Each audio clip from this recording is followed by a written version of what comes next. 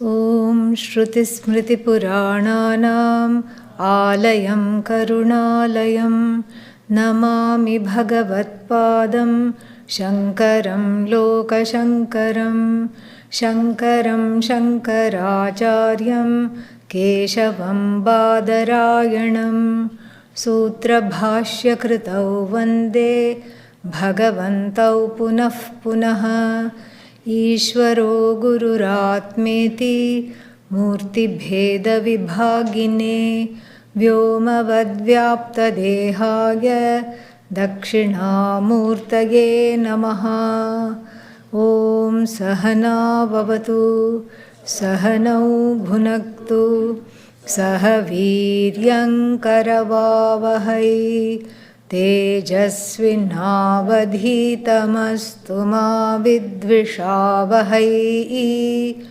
Om Shanti Shanti Shanti.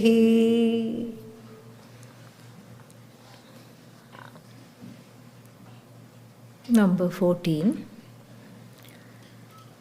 Savikalpaka Chidyoham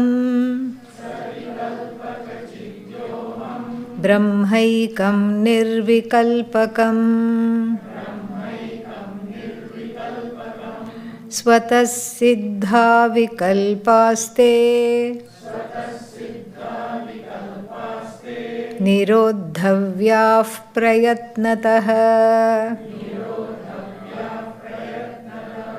Savikalpaka Chidyoham Brahmaikam Nirvikalpakam Svatas Siddha Vikalpaste Nirodhavyah Prayatnatah.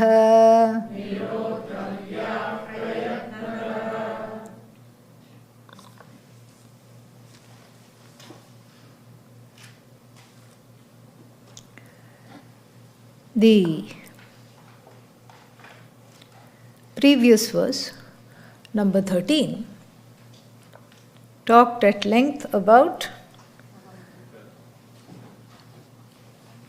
Aham Brahmasmi, and this is what we mean by Asi Padapradhanam.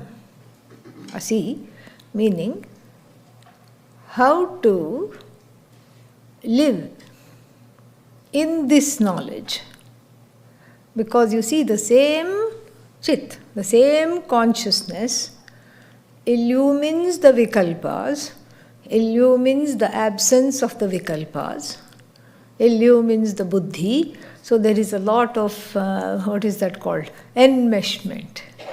There is a lot of entanglement, as it were. So one is not, it is very difficult to objectify. You cannot objectify consciousness, you cannot see it, you cannot hear it, etc., etc. And so therefore, what is suggested, a very nice way and very unique, you don't really see this much in other works of Vedanta. A very unique methodology is given here, simply to observe the presence of the Vikalpas and enjoy their absence also. Very nice way, and it's a very different way than the other texts talk about. Both are needed. So the other texts, for example, Upanishads, etc., they reveal Brahman as Jagat Karanam. Remember how we resolved the equations on either side. So the Tatpada is talked about as the cause of the universe. Tatpada means that which is understood by the word that, a sense of remoteness. So that Tatpada is, talked about at length, and then there we see that this Brahman is as though imbued with the power to create, the power to sustain, the power to resolve everything. And the whole Jagat, which is non-separate from Brahman, is as though a projection of Brahman. There we see that. And then everything we see it as a projection of Ishvara. Starting with one's own body, mind, sense complex. Body is Ishvara, mind is Ishvara, senses Ishvara, thoughts Ishvara, complaints Ishvara, emotions Ishvara, sadness Ishvara, fear Ishvara, anxiety Ishvara. It's Ishvara all the way. Wherever you see, whatever you see is Ishvara alone, and that Ishvara is revealed as you. This is the complete revelation. This is what we find, and that Ishvara is revealed as you after the you is thoroughly interrogated. The you is thoroughly looked into. And why does it need to be looked into? Here also there are so many entanglements. I'm as good as this body, I'm just the mind, and I'm the senses. There is a misidentification with the body, mind, sense complex, and therefore it needs to be looked into. Therefore it needs to be interrogated. Otherwise, one will, this is how it is in the everyday world. And then what is there in the everyday world? What is your name? First thing you ask somebody you meet in the ashram. So you start with Nama, and then you proceed towards Rupa, slowly. Then what do you do? What do you do? Next thing. Then after Nama Rupa, you go straight to Kartrutvam. Yeah. You enthrone their doership, and they also ask, what do you do? And they enthrone your doership. And then the satsang question is how to experience Brahman. This is this is the problem. So that's why this is the you has to be completely inquired into properly and arrived at. Logically arrive at the I as consciousness. It's like harvesting potatoes. So in any kind of root vegetables, carrot, potatoes, whatever it is, when you dig them out, they come with some extra dirt, clods of earth attached to it. Then you beat them on the side. It loosens. So Nama, Rupa. So anything that one can be without is taken away from the equation. This is called, this is just a revision, Jahat Lakshana. Because the direct meaning of the word you are Brahman doesn't yield any kind of a meaning at all, doesn't make sense to talk about. Why Brahman means, Jagat Karanam Brahma. And then in many other religions they look up as soon as they say God. I'm not sure why. But then this, and even in what is that? So many cultures, etc. There is this feeling that God, having created this world, has gone away somewhere, is outside of this scheme of things. This to us doesn't make sense. You cannot say God is outside of the universe, and it doesn't quite sound right to say God is inside the universe. That sounds funny. So therefore, the universe is non-separate from that which we call Ishvara. It's all a manifestation. So that consciousness, that existence, which is unqualified by name, form, or all these things, that is retained. Ajahat, that is not given up. And what is given up are all things that come and go. Agamapayi. Things that come and go are given up. Why? Because they are mithya. Why? Because another reason, very important reason, they are in keeping, the whole vision is in keeping with the human yearning for permanence. Even the person in their fifth marriage ceremony says, this time it is forever. What about the other 4 times? Shh, let's not talk about the other 4 times. This time it's forever. This much we know, everybody knows. One wants the forever. And if you go to India and let's say a parent tells another parent, oh, my daughter got a job.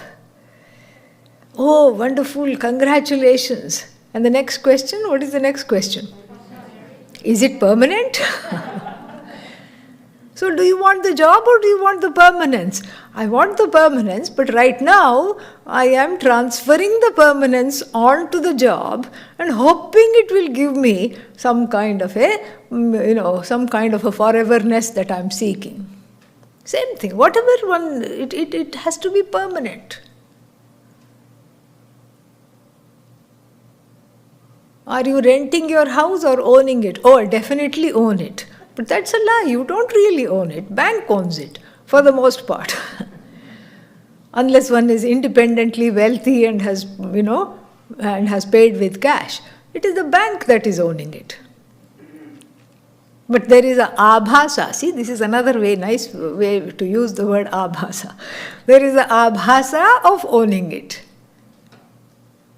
And so here also, the I is convinced that it is as good as the body-mind-sense complex and yet wanting something permanent and forever. The concept of forever is what is being sought after. Forever. And somehow the connection has also been made between the concept of forever and what is called the real thing. Everybody wants the real thing. What is the real thing? Coca-Cola has appropriated that. Coca-Cola has appropriated the concept of the real thing. So much so that when we say the word real thing, you think of Coca-Cola rather than Brahman. So sad. So sad. But that's how things are. These big corporations, what should I say? They co-opt certain words. Even the word I is co-opted by Apple. Not the eating kind, the half-eaten kind. The logo for the Apple company. So then everything starts with a small I.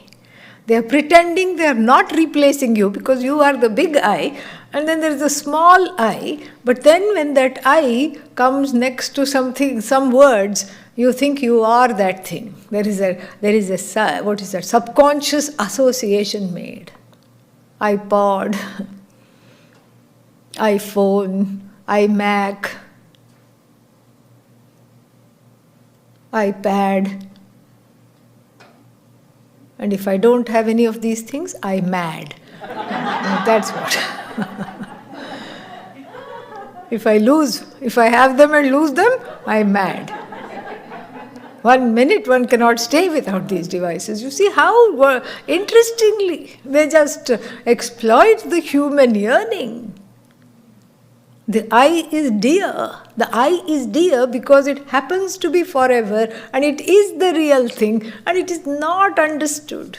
This is not seen, this is not understood, this is not appreciated. And that is why this Tvampada has to be cleaned off of everything that is dispensable.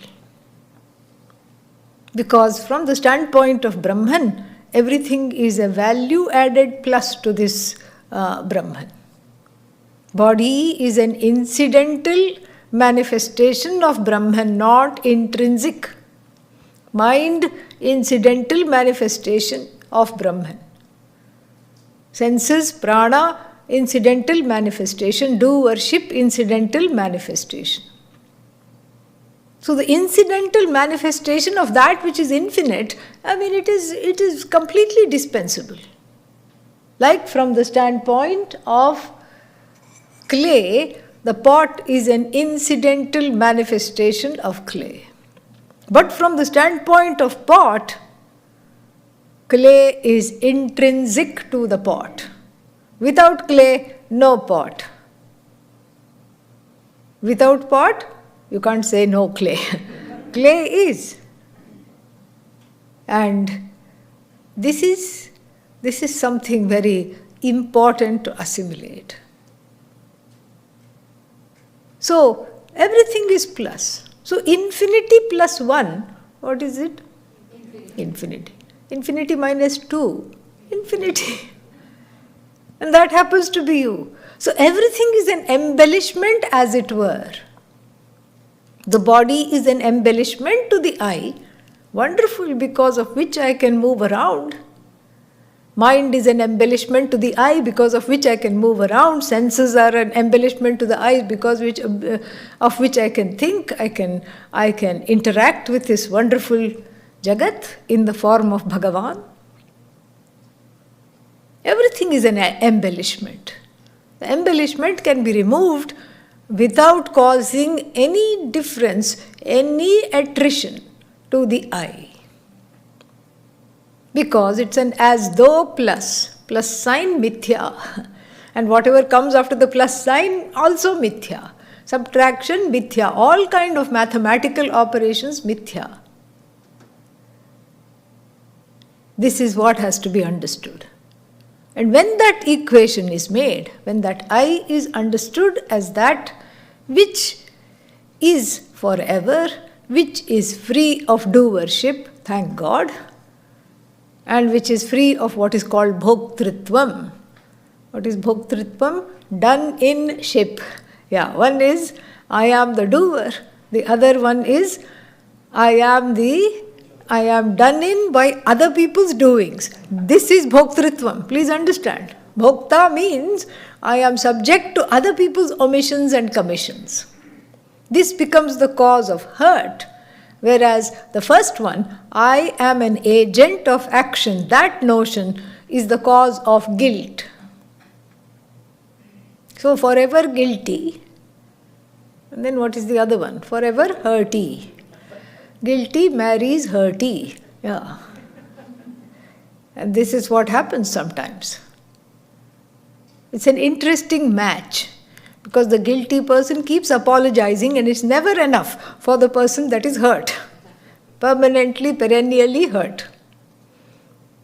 And these two are the foundation blocks, the pillars of samsara. Do worship and done in, the feeling that I am done in by other people's doings. I can't stand myself because I should have done better. In order to have done better, I should have known better. And I can't stand other people because of what they might do to me or what they have already done to me. This is samsara.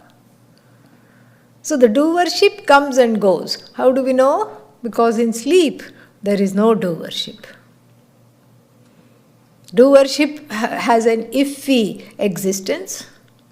Hurt has an iffy existence. Guilt has an iffy existence. Guilt and hurt are offspring of do worship and experiencership.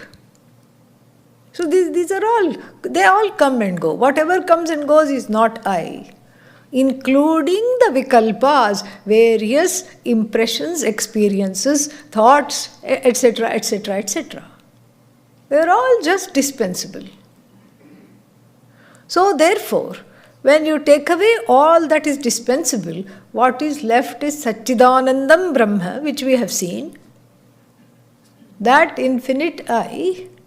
But then how to recognize the I? That which is self-evident I. I am, I am, I am. That which does not shut up, I am. I am, and that I am is intrinsically connected to I know, all knowledge. How can it be all knowledge? On the ontological level, it is all knowledge. Why is it all knowledge? Because if I ask you, do you know Mandarin language? What will you say? No. I don't know. Then my next question will be, how do you know? How do you know that you do not know? So it is that knowledge, it is that knowingness which never turns into I do not know. You do not know so many things, but all the things you do not know are relative. Not at the absolute level. I know I am, and I know that I don't know. I always know that I don't know. Very fantastic. So if I know that I don't know, how does that make me all-knowing? Very interesting. Because all-knowing we all always think is Bhagavan. As soon as you say Sarvagnya, Gnaha means knower. Janati iti Gnaha. Sarvam janati iti Sarvagnya. The one who knows all. That is Bhagavan. As soon as you hear the word Sarvagnya, the hands fold together and the hands join together and a reverential, attitude comes upon oneself. But according to the Laghu-Vakya-Vrtti, according to the Shastra, you are that Sarvagnya. No, this is stretching it a bit too far. How can I be Sarvagnya? Well, there is a very simple formula to arrive at Sarvajñatvam for the individual. Sarvam means all, correct? What is it that constitutes all? Let us say the definition of all is equal to the things I know plus all the things I do not know. Can you accept this definition? So, all the things I do not know plus all the things I know constitute all. Do you know the things you know? Yes? Do you know all the things? Do you know that there are many things you do not know? Yes, that makes you all-knowing. Sarvagya. No, but Bhagavan knows everybody's karma, etc. There is a different word for that. Sarvavit. To know everything in particular. This is more of a generalized knowingness which is non-separate from beingness. And this knowingness-beingness combo is forever. That's why if I ask you the question, are you sad now? What will you say? Why did it take so long? Are you sad now? Now? No. How about now? No. Even if somebody were to say yes, I will say that was then, this is now. When you said yes, that moment already gone. When you cognize that, it's gone. Now, when you are in the now, cannot be sad. Satchidananda, Satchidananda, Satchidananda, Satchidananda. Now.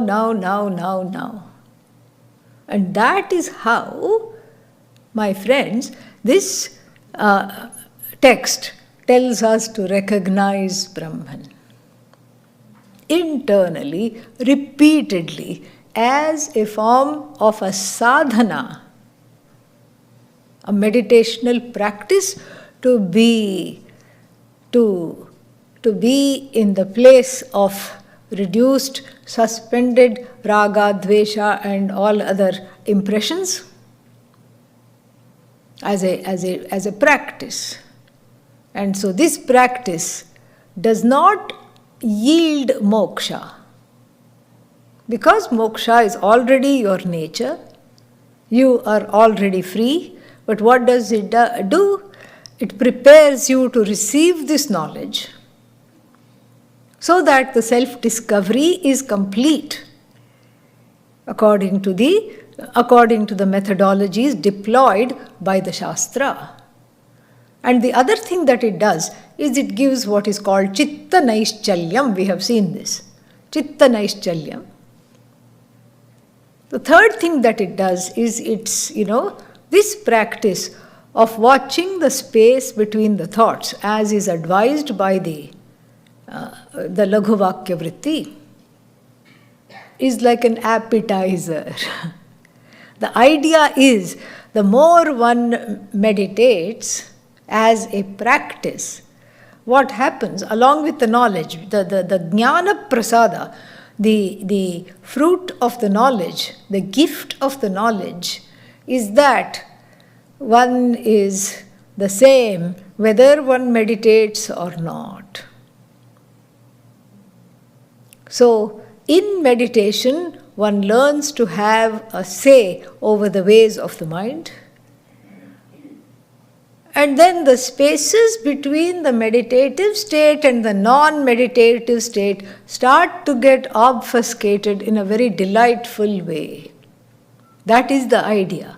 That even in the so-called non-meditative state, I have a command over the thoughts. I know that I illumine the thoughts. I know I illumine the silence between the thoughts. The thoughts do not cancel out the fact that I am Brahman. And neither do I need the silence to affirm that I am Brahman. Because Brahman is neither opposed to thoughts nor to the silence. It's not opposed to silence. Here is where people make a mistake. Lots of mistake. There is so much vagueness in this. And they will start quoting Shastra also. Laghu-Vakya-Vrtti parabrahma tattvam yuvanam. Lord Dakshinamurti's students. Where are they? They are in the temple, sitting underneath the Lord. Sanaka, Sanandana, Sanat Kumara, Sanat Sujata. Satsang question will come. Which one is which? Okay. So I am answering this before. Pick anyone, doesn't matter. And name them whatever you want. There are 4 rishis and there are 4 names. No problem. Pick anyone, they will not mind. They are all one with Dakshinamurti anyway. So these 4 rishis, in this dhyana shloka, it says that Mauna Vyakya, it was a speech which was silent. And this Lord did not speak. And then the rishis understood everything. And then, this becomes a reason, or at least this is questioned. Why do I need to come to class? Why do I need to come to class when the rishis did not need to come to class? They did not have any class. Well, the simple answer is become a rishi. Simple. Yeah. And you don't need to come to class. In fact, the word rishi comes from rishati janati iti rishihi. The one who knows is rishi. Become a rishi, then no need to come to class. Oh, but then why do you talk so much when Dakshinamurti did not talk at all? That is also another question. Maybe a little impolite to ask loudly, but then it is there in the heart. So, it's not that he did not communicate. He may not have communicated through words. But there is, just like ASL, American Sign Language, we have VSL, Vedantic Sign Language. This is it. Yeah. And here also there is confusion because people think chin mudra has something to do with a chin. No. Somebody asked me, why do you show it here and what is its relation to chin? It is chit plus mudra, chin mudra. Everything is in the hand, really. the accusing finger pointing to every source of blame outside in run-on sentences, and then having exhausted the whole jagat, the accusing finger, now in a splint because it is tired, is pointing within. Here, oh, if it's not their fault, do you mean it is my fault? It has to be somebody's fault. I don't know why. It has to be somebody's fault. So do you mean to say it is my fault? So, like this is the problem. So this is the ahankara, and this is body, mind, sense complex you can take. And the ahankara is always enmeshed with all these. Greatest of friends, and they are never separate. Even physically, they appear to come from the same source. And here is this funny looking short fellow, the thumb. Has no connection to these even in the hand. But then you take away the thumb and you cannot pick up even a pencil from the floor. Satta spurti pradhanena. In the same way, Brahman, which is like the thumb, by lending its existence to everything, the ahankara, the body, the mind, the senses, everything, and lending its sentience for the ahankara to come alive and complain, be equipped with all kinds of complaints, is still separate from all of them. It does not become them. Yet, without whatever is in the place of this thumb, without Brahman, whatever is in the place of these four fingers, the ahankara, body, mind, sense complex, are useless, totally and completely useless. So therefore the teaching first teaches the ahankara to bend.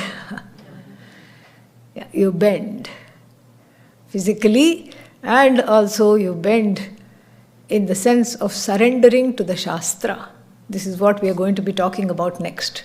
You bend. And then once the ahankara bends, it is very gently told that it has nothing to do with these three.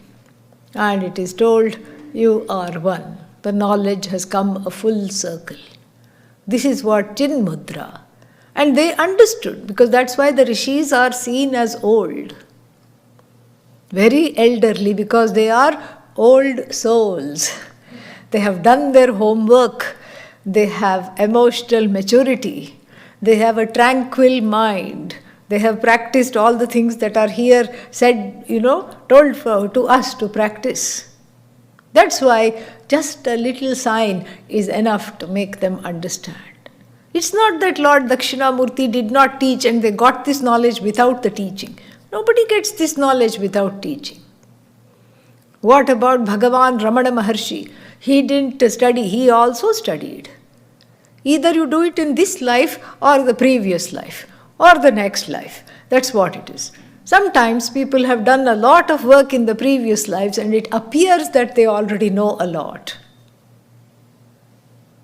And that knowledge which is latent is activated by the presence of the teacher, by the guru, by the teachings.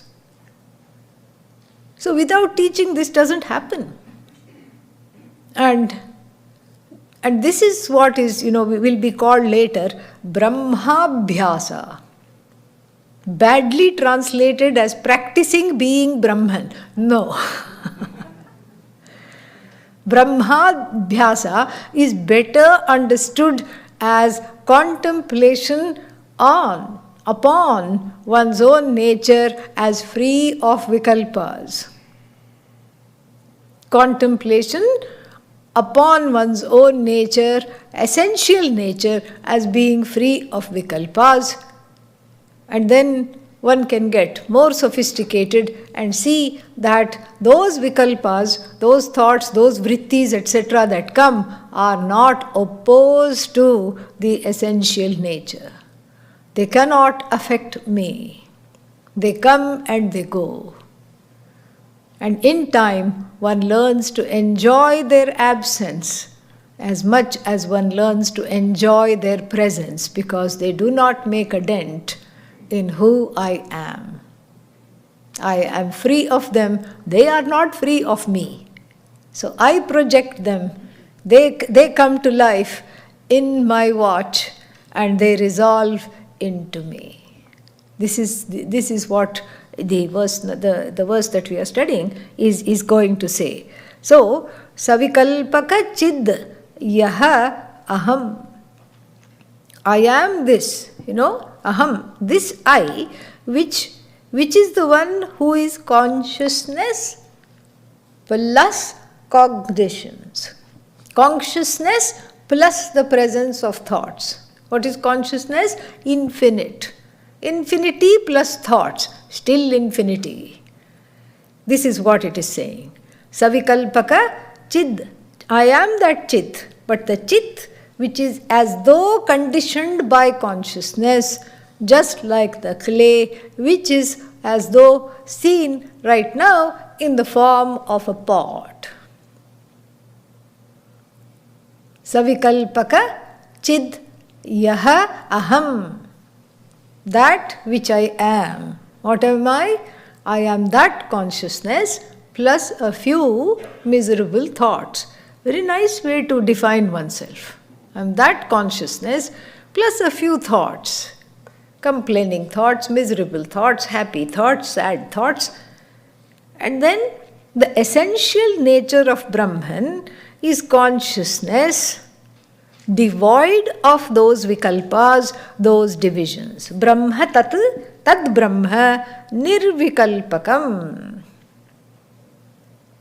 So the jiva is what? Yeah, both of them look alike. Yeah, so verse number 14, Brahmaikam nirvikalpakam. This Brahman alone is cognition free.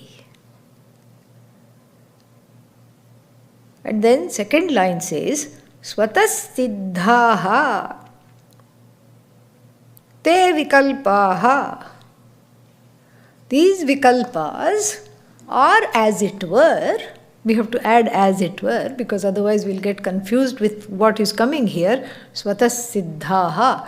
Svatasiddhaha means what? Self-evident. What is self-evident? You. How many self-evident things are there in the universe? One.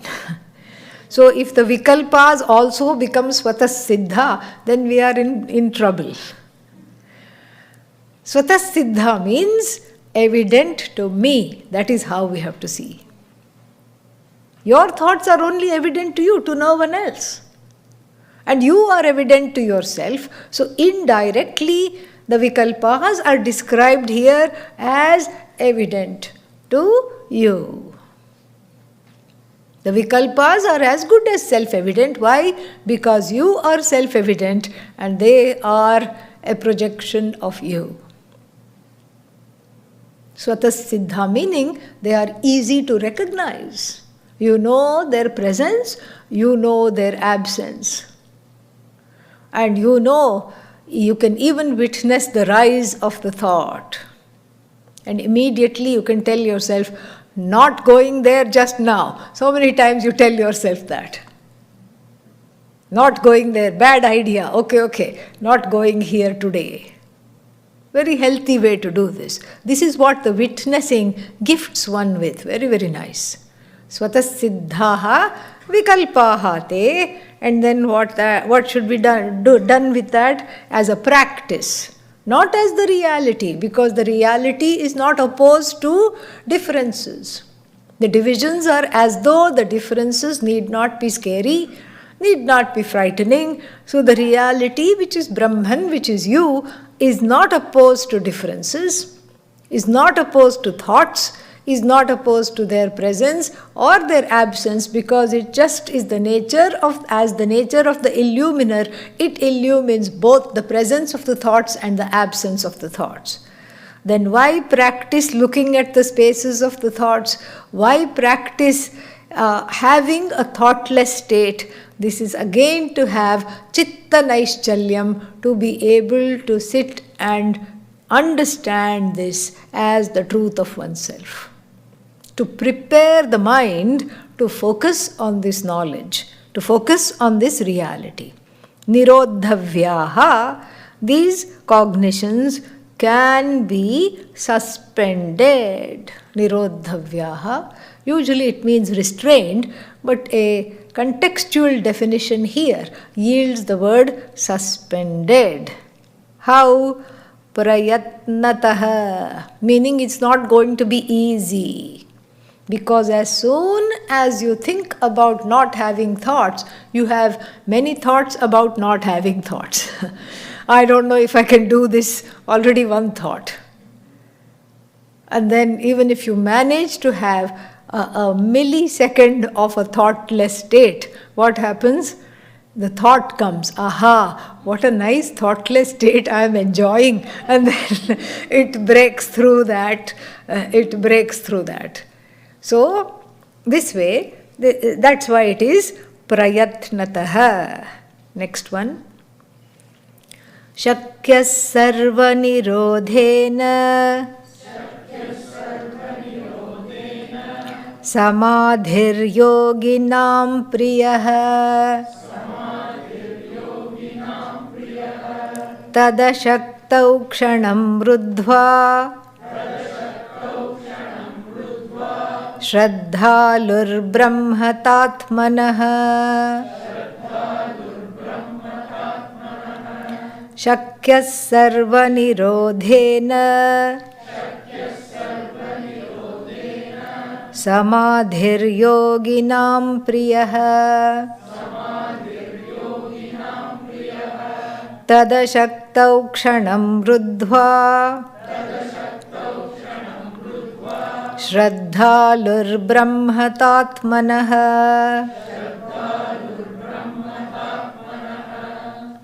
Shakyaha, it is possible. What is possible? Samadhihi shakyaha. A state of absorption called samadhi, a thoughtless state, which is what? Yoginam priyaha, dear to the yogis. The thoughtless state called samadhi, very dear to the yogis, very desirable to the yogis, is possible. How? That is not talked about. With practice, it is understood. With practice, it is possible to achieve a thoughtless state for a length of time. That also is not talked about, but it has to be extrapolated and understood here. For a length of time. And the length of time depends. From yogi to yogi. Okay? Yeah. But the Acharya, in his compassion, knows that he is not dealing with yogis, he is dealing mainly with bhogis.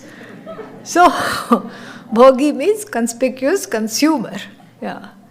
He is dealing with bhogis, not yogis. So, the second line is very, very telling because tad ashaktau, faced with that impossibility. What is the impossibility? Of training the mind to not have thoughts.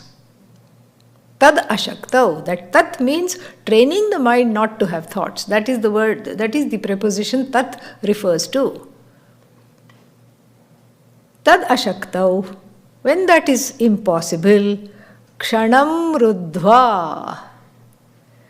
Start by, he reiterates what was said earlier, in which verse it was very beautifully talked about. We saw that yesterday.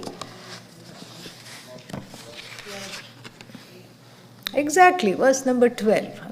I'm glad you're engaged with the text. Ekadvitrikshaneshu eva vikalpasya nirodhanam kramena abhyasyatam yatnat brahmanubhava kankshibhihi. So 1 moment, 2 moments, 3 moments and so on. You gradually build up the thoughtless state, or watch the spaces between the thoughts and extend them. Now, the Yoga Sutras, in fact, it's all about getting to this place. Samadhi is the last in the line of 8. Ashtanga Yoga, this is what it is. Yama, Niyama, and what else? Dhyana, Pratyahara, Dhyana, Dharana, Pranayama, Dhyana, Dharana, Samadhi. Last of the 8 steps. So there is instructions on how to get to the place where you can dispense with the thoughts altogether and train the mind not to think at all, and have a state of absorption into this I. And then that's why the first Yoga Sutra, first Yoga Sutra is just an intro, Atha Yoganuशाsanam. Second one, the main one, says Yogaschitta-Vritti Nirodha. It defines yoga as Nirodha, and that's how we get the word Nirodhavya. Ekadvitrikshana Nirodhena. That Nirodha comes from that sutra. Yogaschitta-Vritti Nirodha. It defines yoga. Yoga means here joining. Yoga means many things, but here joining. Joining oneself as Brahman to Brahman, so to speak, as though. So this joining here is defined. What is yoga is defined. Yuj, samyoge. So, this is the joining. This is Yujir Yoge, that is the one, yeah. Yujir Yoge. So to join, root verb Yujir. And so what is this yoga? Chitta Vritti Nirodha. Nirodha, the cessation of impressions arising in the antahkarana constantly is yoga.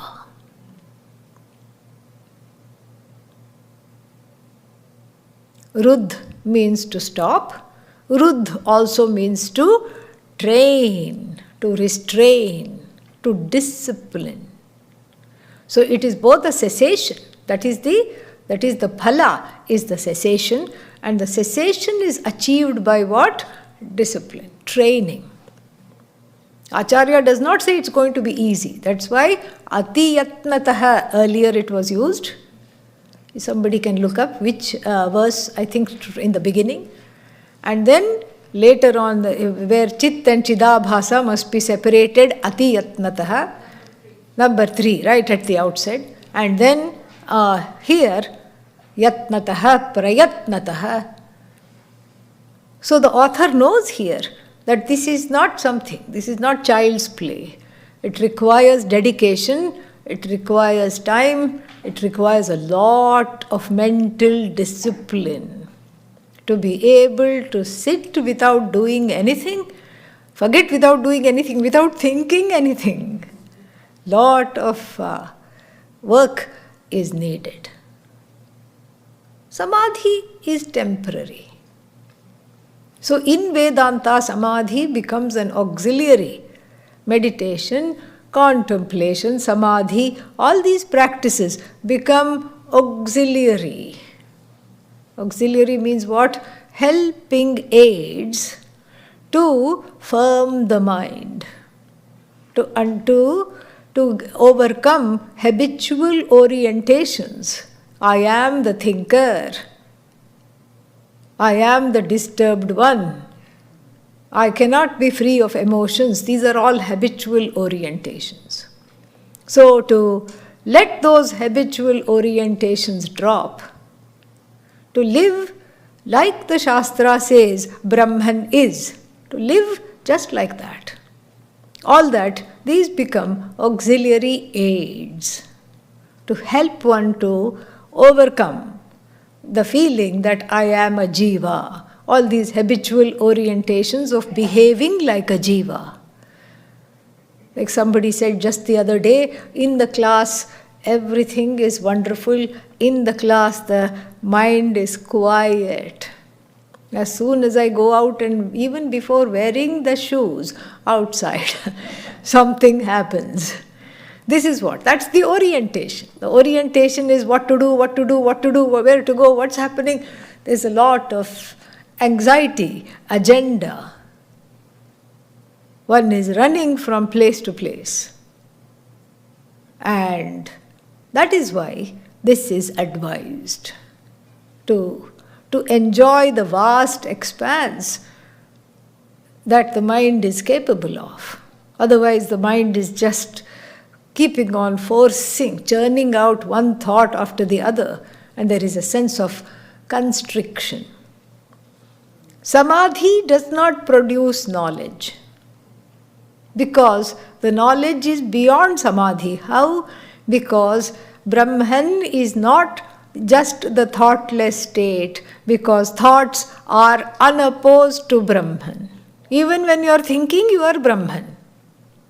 When you don't think, also you are Brahman. So therefore, it is not, samadhi is not the end all and be all in Vedanta Shastra, because it is to live, because thoughts are Ishvara Srishti.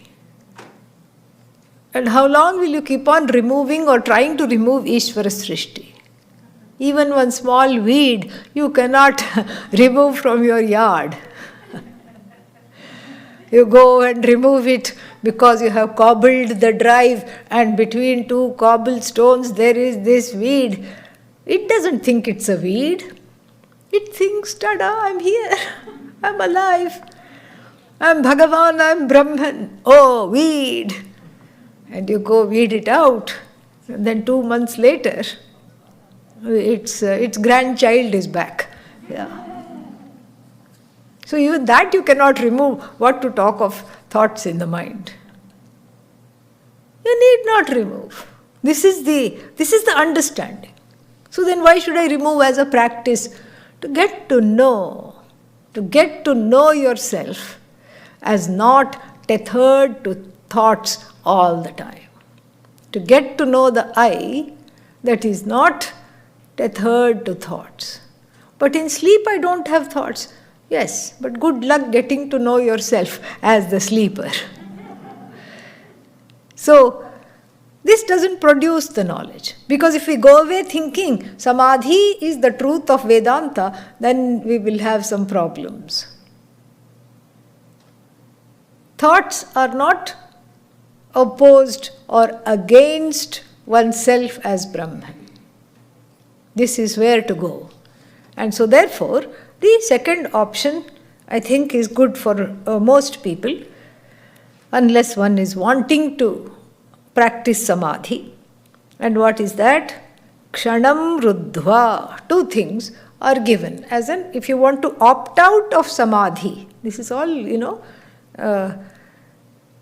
contemporary computer language, internet language. And what is that language? What does it say? Whether you like it or not, we are going to sign you up for promotional things and for tracking and all these things. If you would like to not be tracked, and if you would like to not have all these things, you can opt out. Yeah. Easier to go into Samadhi than to opt out, because they make you go through some other website, and then you have to cancel out something there. And then, there are all these things very confusing. Google does that, yeah. Very clever they are. So here, if you want to opt out of Samadhi, what do? There are 2 things given. So if you want to opt out of Samadhi, follow 2 things. One is continue with the 1, 2, 3 moments of focusing on the spaces between the mantra, spaces between the thoughts, meditation, etc. Continue with experiencing the silent mind and the joys that it can bring. Continue with that. Oh, is that enough? No. What else do I have to do? become a Shraddhalu. Shraddhalu. The suffix is aluch. Shraddhalu. The one who has, one who is one with Shraddha, the one who has Shraddha. What is Shraddha? Shraddha is defined in the Viveka Chudamani as Shastrasya Guruvakyasya Satya Buddhi Avadharana Sa Shraddha Kathitha Sadbhihi Yaya Aksharam Adhigamyate. With reference to the words of the teacher and with reference to the Shabda, the words of the Shastra, Satya Buddhi Avadharana, the ability to have dharana, the staying power with the words of the Guru and the words of the Shastra as true. I can't see that I am Brahman yet, but what the Laghu-Vakya-Vrtti says is true. What the teacher says about the Laghu-Vakya-Vrtti also therefore must be true. Iti buddhi, this kind of the holding buddhi. That's why it's called dharana, because it's not a one-time thing. I had Shraddha yesterday, 4 o'clock class, but now I don't know what happened. So the ability to hold on to that and to mold oneself into that belief. We'll be talking a lot about this because this is very important. So what do you mean to mold oneself according to that belief which is not a belief?